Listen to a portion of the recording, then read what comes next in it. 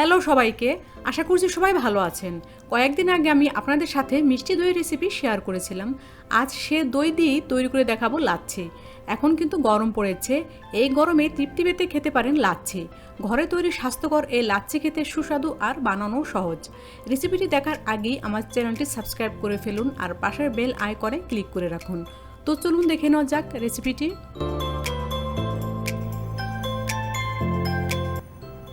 লাচ্ছিটা বানানোর জন্য এখানে আমি একটা ব্লেন্ডারের জগে 2 কাপ পরিমাণে মিষ্টি দই দিয়ে দিলাম। এই মিষ্টি দইয়ের একটা রেসিপি আমার চ্যানেলে দেওয়া আছে, আর এর লিঙ্কটাও এই ভিডিওর নিচে ডিসক্রিপশন বক্সে দেওয়া থাকবে।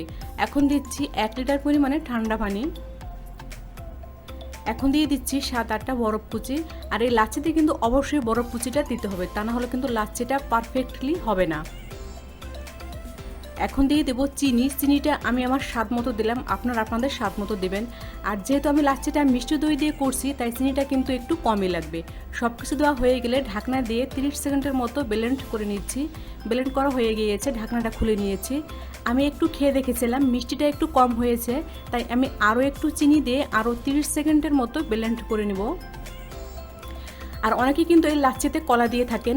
যদি কেউ কলা খেতে পছন্দ করেন তাহলে একটা কলা পাতলা করে কেটে দিয়ে ব্লেন্ড করে নেবেন। আমার কলা খেতে ভালো লাগে না, তাই আমি কলাটা দিলাম না।